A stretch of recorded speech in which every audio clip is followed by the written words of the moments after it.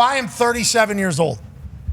Okay, I'm an old man at this point, but I'm incredibly lucky to grow up in the eras in which I did. Obviously, Attitude Era for the WWF, which then become the WWE. The old school rap music era, okay, got a chance to live through it. The movie and entertainment era, I lived through the Vince Vaughn era. Yeah. Golden age. It banger after banger after banger after banger. Well, why is the movie good?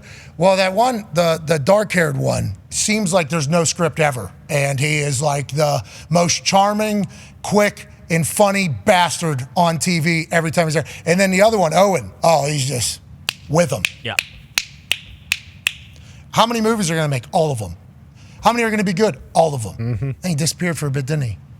Ladies and gentlemen, he's back in all of his glory with Bad Monkey on Apple TV. 2 episodes available currently. And I think, if I'm reading the tea leaves properly, this is just the beginning for a full return from this man. Ladies and gentlemen, icon, Vince Vaughn. How we doing, boys? Nice to see you.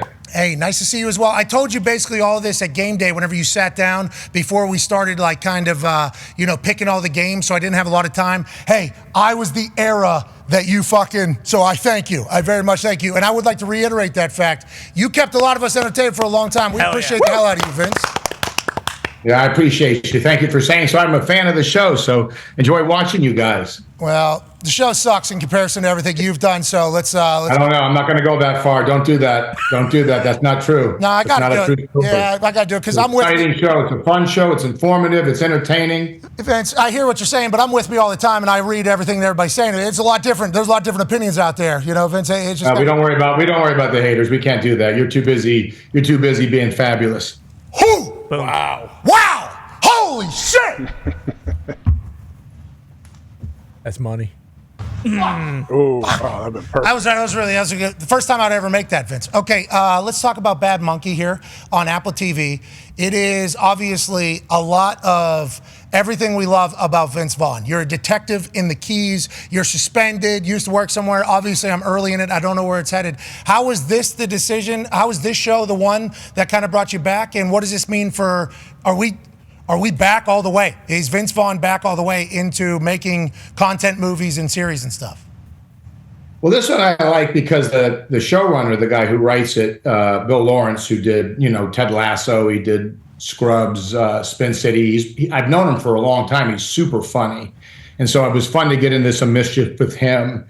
And then, the stuff I was doing with Zoller, The Brawl, and in the Cell Block in 99 and Drag, those were kind of outlaw movies, which were fun for me. So I like doing stuff that kind of piques my interest and is not trying to be so, liked by everybody, if you will. So this one made sense, Bad Monkey. And I think we'll probably there's another book, so we'll probably do another one of that. And then I have a bunch of stuff in the can that's coming out. So I pick my shots now, Pat, because I got 2 kids. I like to be here when I can, and I try to do 1 or 2 a year and then be home with the kiddos. You've earned that, obviously, through all of the success that we've already chatted about today. We rattled off a bunch of your movies earlier, and it was just like bang, da bang, da bang.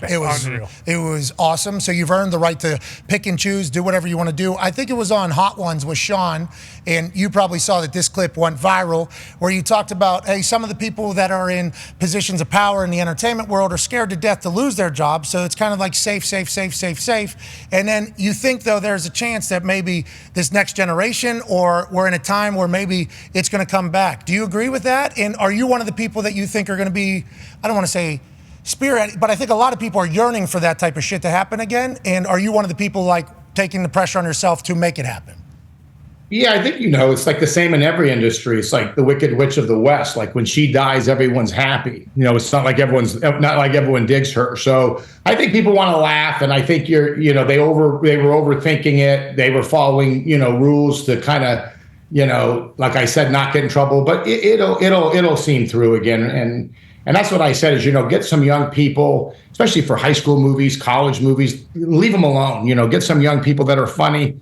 and let them go make stuff and don't over micromanage them. I think a lot of people are feeling that way, and it feels like we're in like a. And you talk about every industry; it's real, especially the entertainment industry. I feel like we are kind of all in a. I think the internet obviously helps, and the options of content. You know, I think it's like a survival situation happening in a lot of places, but I think it's good for society as it's taking place. Let's talk a little bit more about Vince Vaughn, the Notre Dame football player. Okay, obviously you were so good. I mean, good leader, Star, just obviously star, incredibly athletic. You know, and that's right. Graceful would be the word I would choose, but go ahead. I don't want to interrupt. Yeah, I'm sorry. I didn't use enough. I couldn't think of any more words. I need a thesaurus out here. You still follow along with Notre Dame football, college football? How often? I do. I saw you at the game day. That was fun seeing you there, and that was a good game. That OSU game was a great game. Yeah, and Ohio State gets the win, obviously, and then Lou Holtz gets a shot across the shins and the whole thing. Yeah, from Ryan Day. They came out as a rally point and used it as a moment for that. That was great. That was great drama. That's great college football. That's a backyard brawl with those teams. A lot of fans intersecting there. So that was a big moment last year. Yeah, and the Lou Holtz thing actually came from our show. We had Ty Schmidt, who, massive fan of yours, dressed up as Lou Holtz, interviewing Lou Holtz, and Lou Holtz says a quote in a interview with a impersonating Lou Holtz that drives the Ohio State team to beat the Fighting Irish. Nonetheless, do you follow college football the most? NFL? Do you follow NHL? I know you're a massive Cubs fan as well in Chicago. What is the sport you enjoy the most in your downtime? I follow it all. You know, college football is so exciting. I love the NFL as well. I follow hockey, so I follow all of it. But you know, I'm excited for football season, both the NFL and college. It'll be an exciting year. It's crazy that you're going to have what used to be the divided, you know, Big Ten and Pac-12 merging. And as a traditionalist, at first, I really didn't like it. I thought it was a shame. And then, as I said on the show, it was crazy that last year the Pac-12 was the strongest it had been in forever, with a bunch of teams, obviously Washington going to the show. And then it kind of, as a final goodbye, it was Pac-12 and Big Ten there in the finals. But now that it's here, I got to say I'm a little excited to see these matchups during the season. Are you starting to get excited about these guys going back and forth here? The traveling back and forth is certainly a conversation piece, and it doesn't make sense. Like the ACC is now the All-Coast Conference, basically, instead of the Atlantic Coast Conference. They got people traveling across it. But whenever you think about like the primetime games and the premier games, you're going to have so many marquee teams now, you know, because there's basically the Big 12 is run by West Virginia. We know that. We can put that conversation to bed. Of course. But the Big 10 and the SEC, it's like literally, I forget the exact number. Tone, what is the number of Big 10 SEC teams in the top 25 that rolled out? It is like 15, I think, because 9 and 6. 9 in the SEC, 6 in the Big 10. So it is in these SEC and Big 10 conference games, we have all. So I think all the premier games are going to be massive, if that makks sense. Like I think all the. I agree. Yeah, so I'm excited for that. There's going to be some shit. And it'd be interesting to see these guys go in cold weather. That was always the question, right? That'll be fun to see them go into the big house or the horseshoe there a little later in the year. Yeah, I think Michigan's hosting Oregon. Not that Oregon's weather is fantastic. I think USC's got to travel to. I think they play at Michigan. Yep. That's going to be.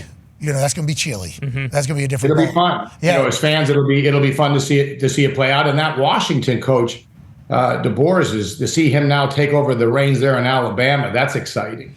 Well, and then Bill Belichick's coaching for Washington, you know, because his kid got hired as the DC with Fish. So Bill Belichick's been at their training camp. Michael Lombardi's been at their training camp. Pete Carroll's been at their training camp. It's like, how much football? I think we're going to have a great year. Speaking of great years, this man, Ty Schmidt, has had the greatest year of all time. Okay, the Hawkeyes get their quarterback back. Wow. Caitlin Clark, put Iowa on the map.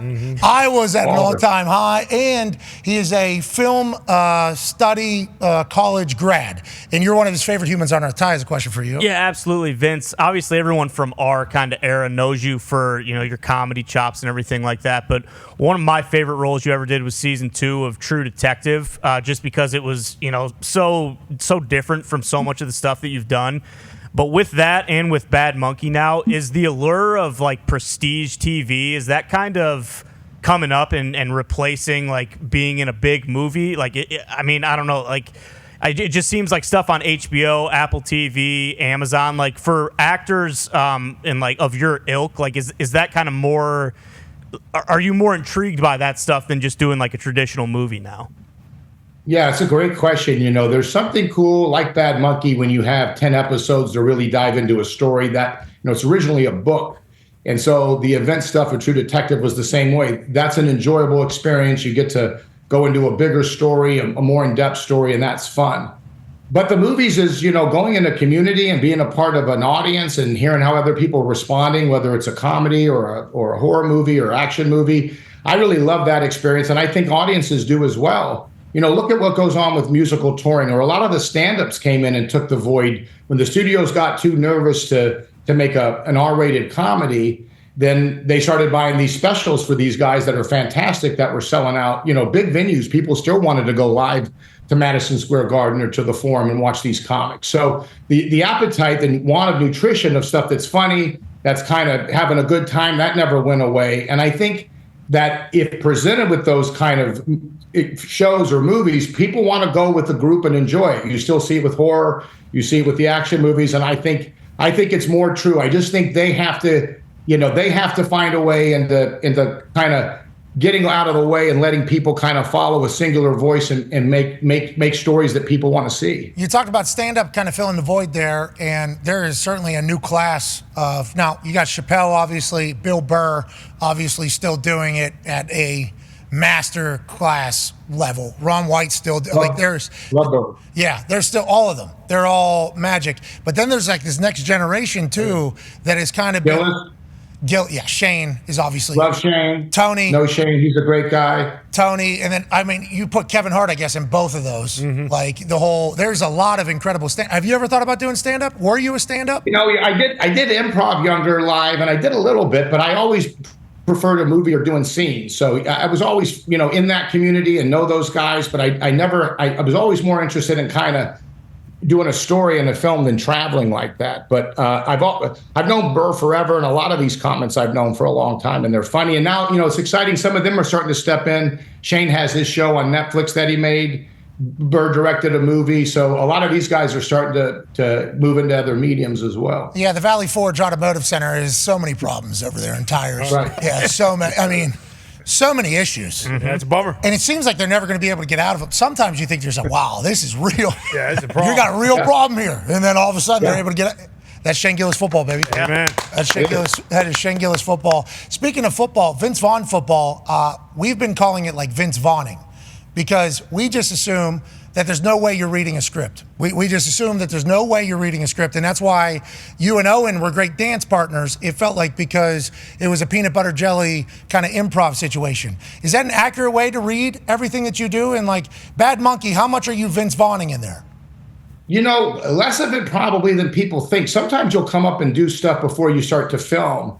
And so, I always try to make it look like it's happening in the moment. There's occasions you'll do takes and stuff will come out of it. But sometimes just during rehearsal, especially in comedy, you're trying to write stuff. But I really forget sometimes where it starts and stops. But the majority of it is scripted. Occasionally you'll come in with some ideas or play some tennis with someone and something good comes out of it.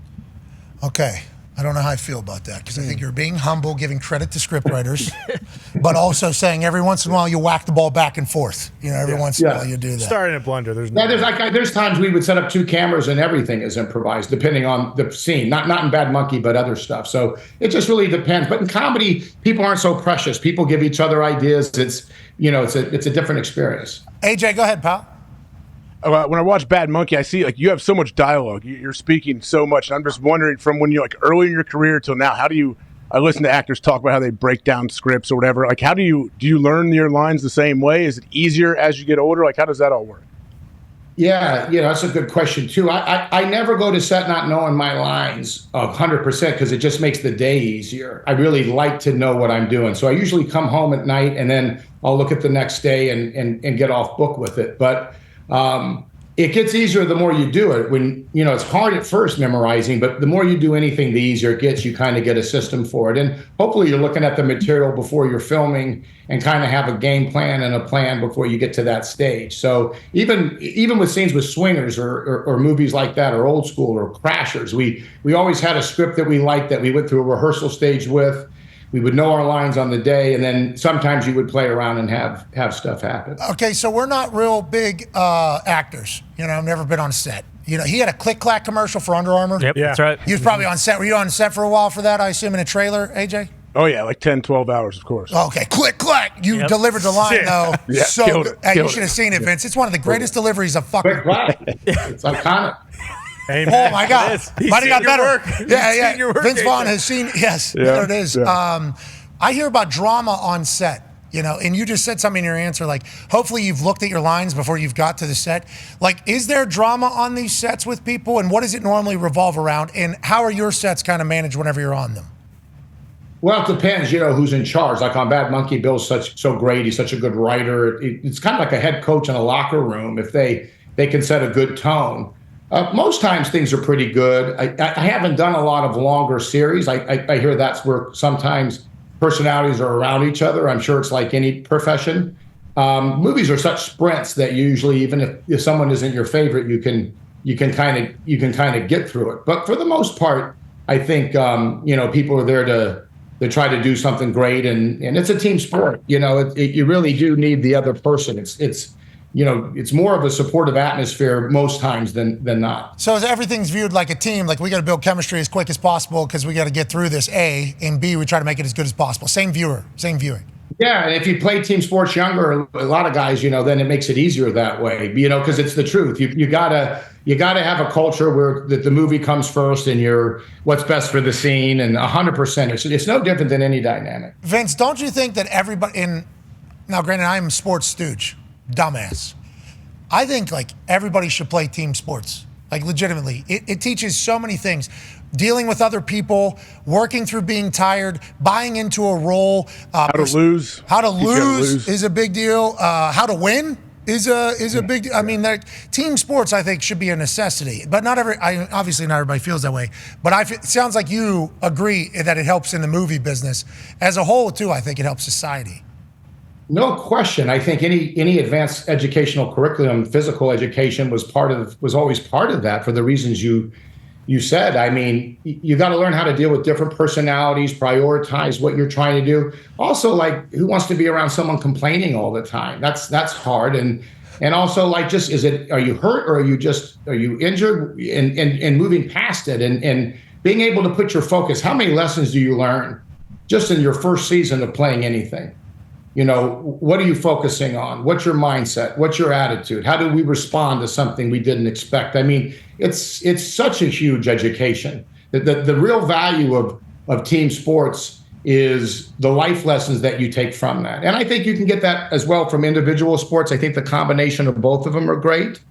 But, it's hard to survive in that environment and not have a lot of empathy for someone who even tries, because the guts it takes to put yourself out there, to perform like that.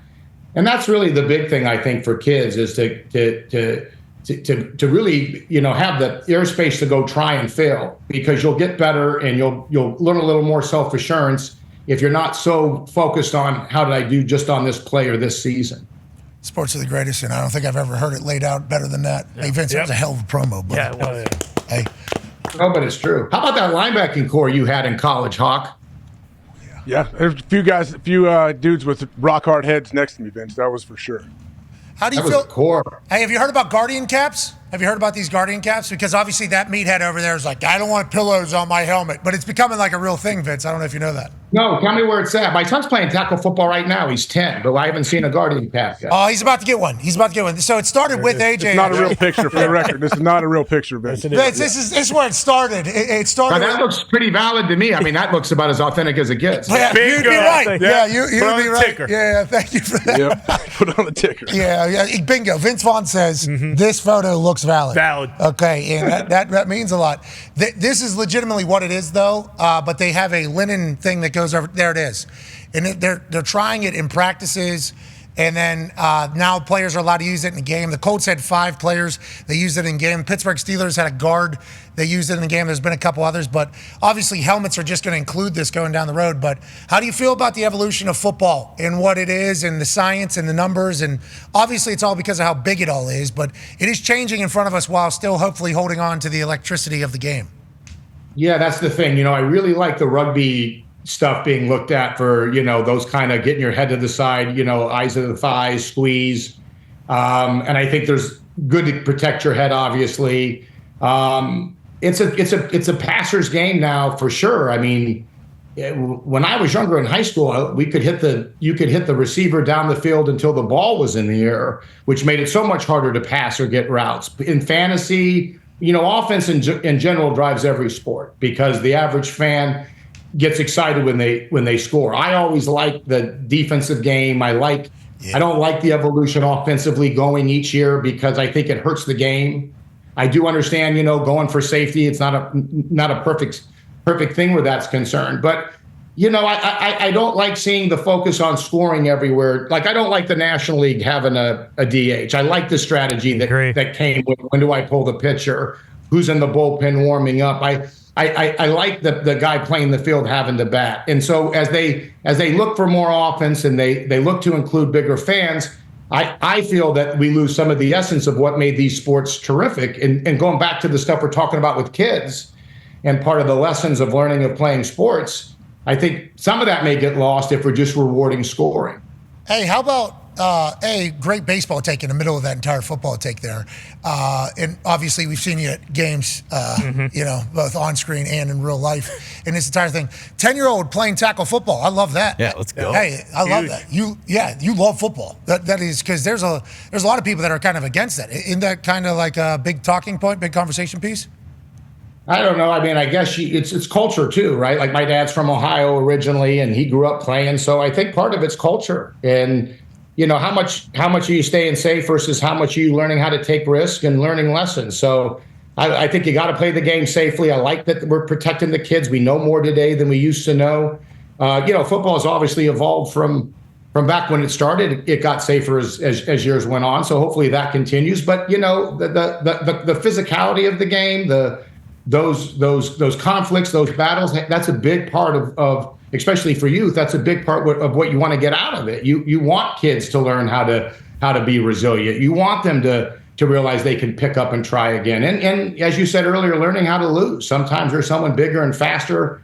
Go back to the drawing board. What can you do to get better? And that's the thing I think that could be lost on people that don't participate. If you're lucky enough when you're young to play with friends and people that you care about, you will push yourself much farther than you think you're capable of.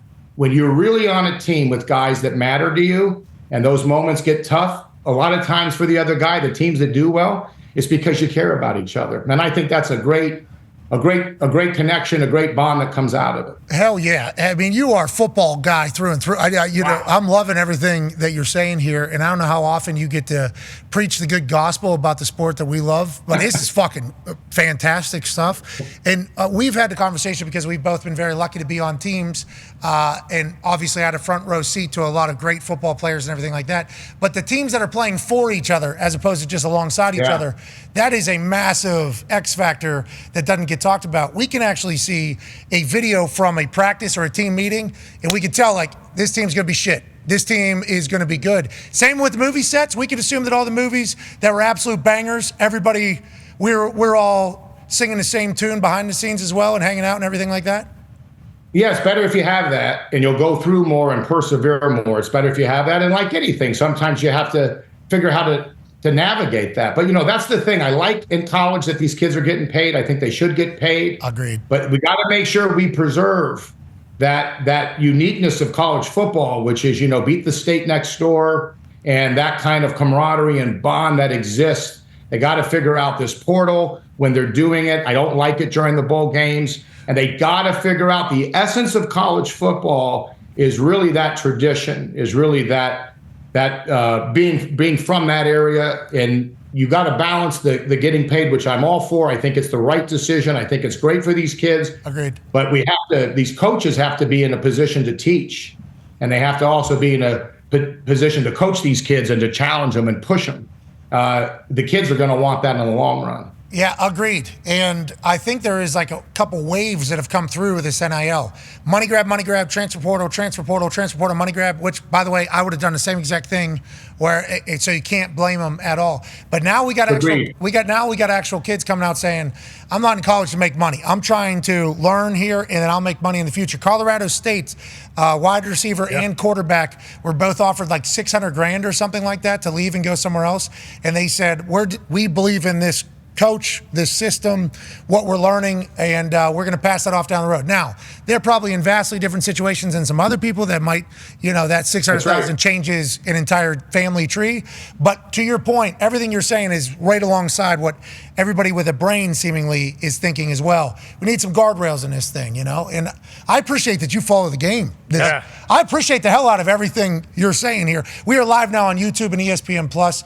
We got kicked off TikTok today. What do you know? Again. Vince, it's like every third day we just get kicked off. We don't know. We don't know what happens. Means you're doing something right. I guess. You know what? You're right, Vince. Yeah. That is the case. That is how we need to view it. You guys have been authentic. You speak your mind, and people love that. That's why the fans are here, and the people that the other ones, that's their journey, not yours. That's right. Nice. We're running our race. They got their own. That's it. You can turn it off, but for some reason, everyone's turning it on. Come on, baby. Is that our fault? Let's go. I don't know. Who knows? Who knows? Let's go. Connor has a question for you, Vince. Yeah, Vince, so many of your movies are bangers. Like when they came out, they were great. Now they're great. In 100 years, they'll be great. And a lot of the times, especially in comedy movies, that doesn't happen. But some of them in particular, Wedding Crashers, which you referred to as Crashers, which might be the coolest nickname for a movie ever. I'll probably only call it Crashers. Yeah, is that like a friends only? Is that only exclusive? I don't know. But Crashers is that's unbelievable. Never heard that before. But that movie, Dodgeball, old school, so much talent on one set. Like, were there any times where you guys were trying to do a scene and it took like 100 different takes because everyone just started laughing, or did that ever happen when you were filming your movies? Yeah, sometimes you break and you laugh. You try not to. You really want to be committed because if you're getting something good, you don't want to ruin the take, but it happens. But yeah, all those movies were really collaborative. People come with fun ideas and good teammates, able to play within scenes. And yeah, those were all great experiences with great partners. Crashers. Sick. Legendary. Golly, that has to be so good.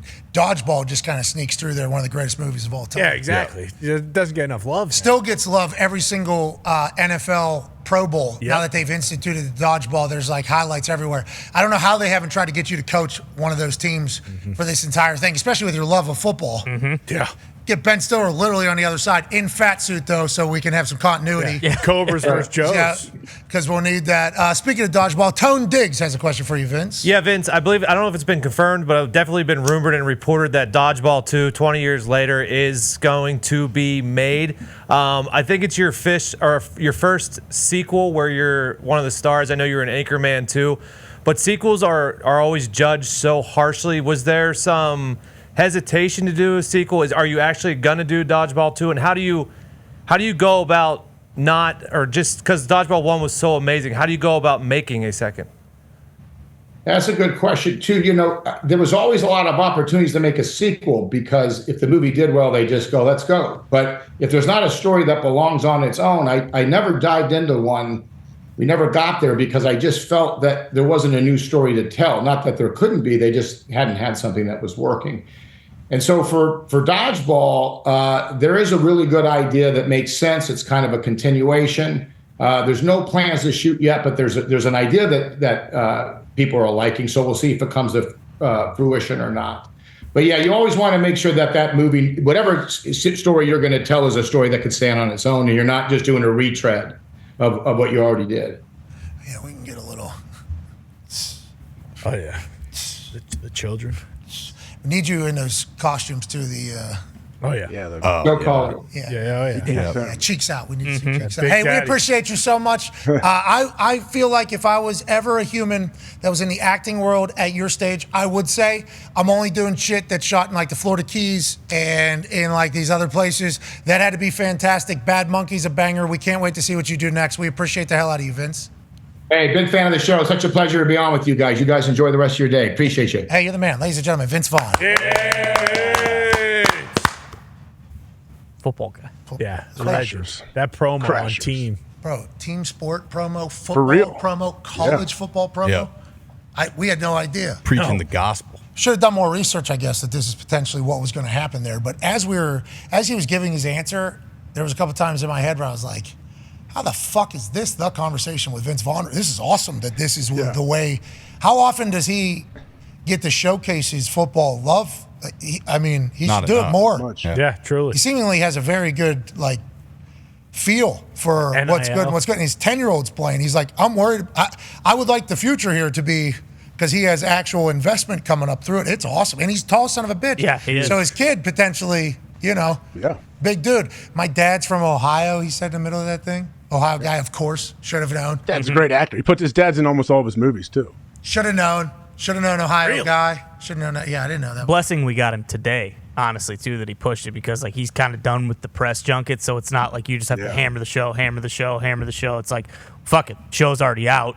People have found it. I can just have a conversation with these guys. It was awesome. Now, to be clear, we did promote the shit out of Bad Monkey and did watch it. AJ watched, I watched, Connor watched. Watch both, yeah. And I'll Great tell show. you, normally, because we're very new to the scene for a lot of people, that are potentially looking to promote things. And there's been people in the past that have, said, no way is that where you are doing it. But now there's some times where we get an opportunity to see the shit beforehand. The people there's already this is how things work type situation that happens with a lot of other shows. I think that have been around a very long time. Yeah, screener or at least a heads up thing. We don't always get access to that with people. Whenever we can see the shit before we talk to them, boy, it makes it a lot better. So lot much. better, It makes it a lot better to talk about what they're potentially doing. Bad Monkey is a lot of Vince Vaughning. We got to see it. So that leads into a conversation about Vince, the whole thing. And that's the fact that he was just cool to do whatever. What a legend. He opened up about Crashers. Yeah, Of course. Yeah. Crash. Swingers, old school. Have you guys seen Domestic Disturbance by any chance? Did he mention that there? Was that the one? What was he mentioned? He two mentioned movies. something else. He was in Domestic Disturbance with John Travolta way back in the day, and he was the bad dude. He was the new dad or new stepdad, and he was evil. I was just gonna he's got range, man. He has a lot of range. Yeah, he's an absolute beast. Obviously, the Wedding Crashers performance. I would like to hear how much that was scripted and not scripted. Tried not to throw anybody on. Scriptwriters are great at what they do. That had to be mostly improv with Owen. Had to be. Especially the internship. Also, Come on. I read a Bill Lawrence did a written interview, and he said that they would do one take where Vince would read the line and then another one where he would improv. So then it's how much are they using? Throwing him a bone, too.